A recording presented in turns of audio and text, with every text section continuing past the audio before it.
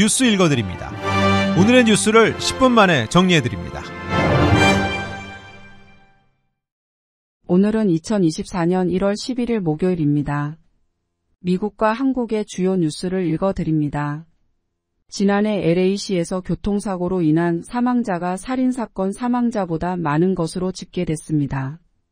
MBC 뉴스는 LAPD의 통계를 인용해 2023년 1년간 교통사고로 인한 사망자는 최소 330명으로 집계됐다고 보도했습니다. 같은 기간 살인사건으로 인한 사망자 327명보다 많은 수치입니다.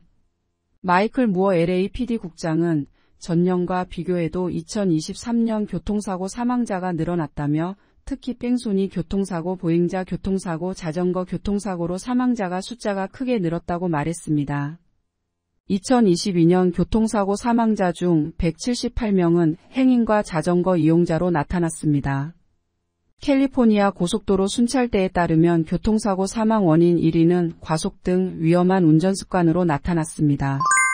미국 내 아시안 유권자가 지난 대선 당시보다 200만 명이 증가하는 등 유색인종 중 가장 빠르게 성장하고 있는 것으로 조사됐습니다. 퓨리서치 센터에 따르면 아시안 유권자는 지난 2020년 이후 지난 4년간 약 200만 명 15% 늘었습니다. 증가율은 히스패닉 12%, 흑인 7%, 전체 유권자 3%에 비해 가장 높은 수치를 나타냈습니다. 오는 11월 대통령 선거에는 아시안 1,500만 명이 투표 자격을 갖게 될 것으로 센터는 전망했습니다. 전체 유권자 중에서 차지하는 비율은 같은 기간 2.8%에서 6.1%로 늘었습니다.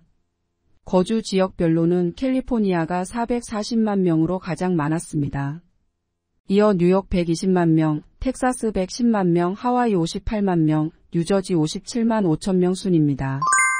공화당 대선 후보 경선에서 반트럼프 기조로 선거운동을 해온 크리스 크리스티 전 뉴저지 주지사가 전격 사퇴하면서 공화당 경선 판도에 미칠 영향이 주목되고 있습니다.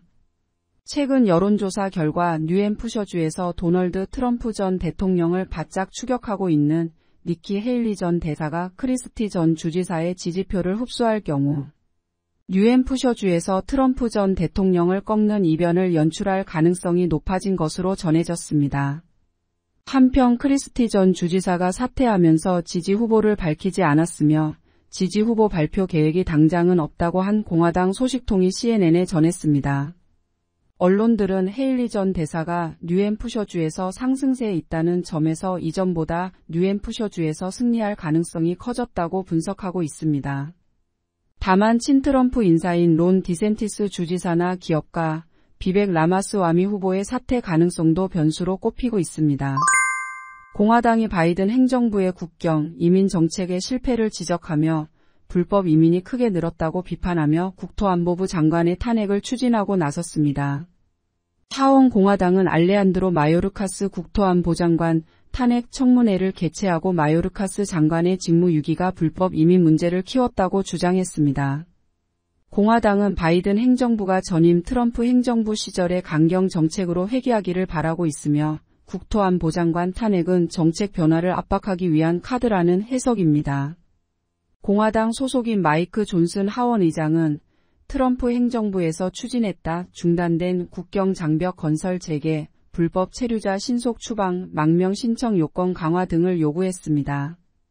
공화당은 오는 11월 대선을 앞두고 국경 문제를 집중 부각하려고 하고 있다는 해석이 나오고 있습니다.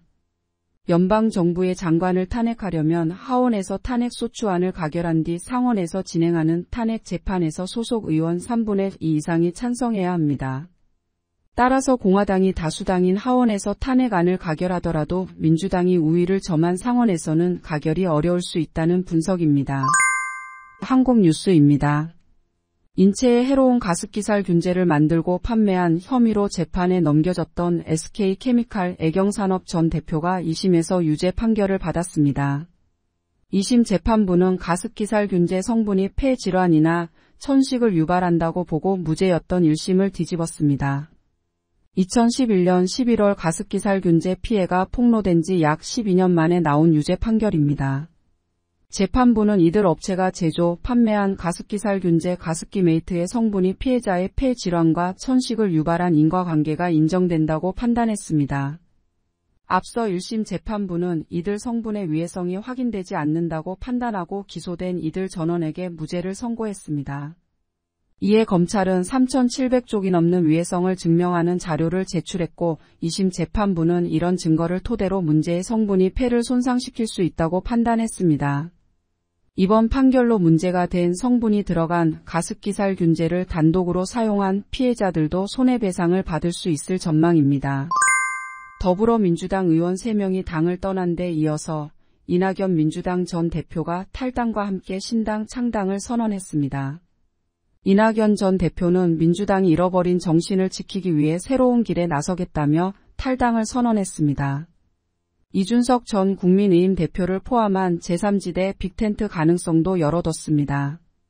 한편 민주당 의원 129명은 이 전 대표 탈당에 반대하는 성명을 냈고 실제 탈당으로 이어지자 배신의 정치에 불과하다. 분열은 곧 실패의 길이다. 이라는 비판이 당내 계파를 가리지 않고 나왔습니다.